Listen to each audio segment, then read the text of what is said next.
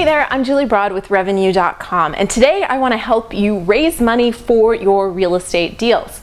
And to do that, I'm going to give you the 5 questions that you need to answer in order to have an investor give you their cold, hard, earned cash. So those 5 questions, get that pen and paper out. They are: number 1, why me? Number 2, why now? Number 3, why this market? Number 4, why this deal? And number 5, why this strategy?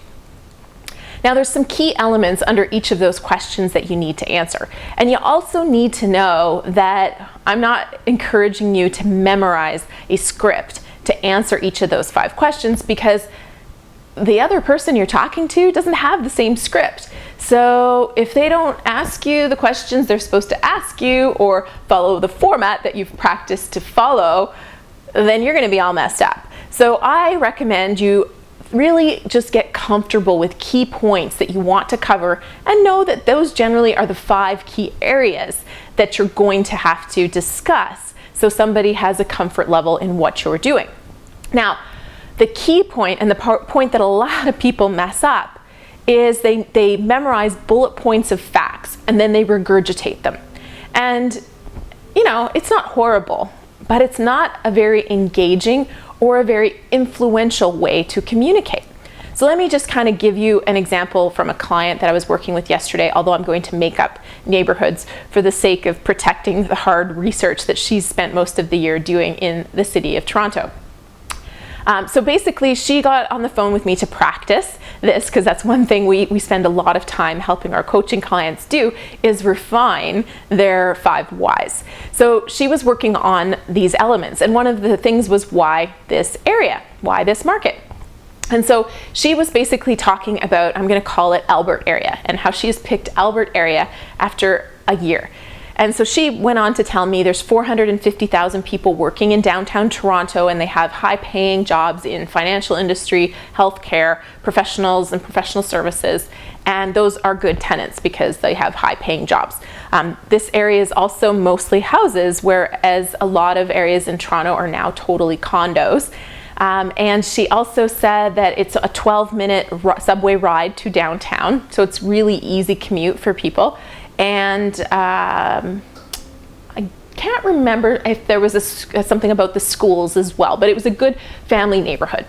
So she gave me these facts, and it sounds good, right? It sounds, oh, I forgot one of the key elements. The price of houses in that area, it was still possible to find houses for under $500,000, and the layouts of them were conducive to adding a second and sometimes even a third suite. So you could turn a single family home into a duplex or a triplex. So those were the facts, and it's good information, but it's not that engaging or interesting. So I made a little change, and I basically said, okay, it's good information, so now here's how you want to tell somebody. You know what?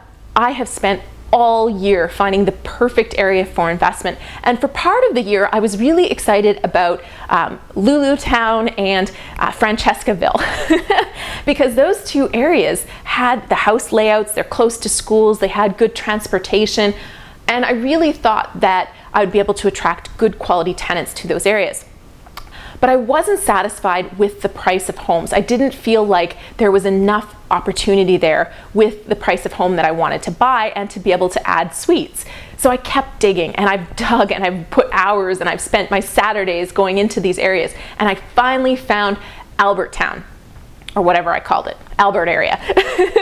And Albert area is perfect. I'm so excited about the area. I can find houses for under $500,000. I can put a little bit of money into it, $85,000, $100,000, to turn it into a duplex or a triplex, and that house now has the potential to be worth $700,000.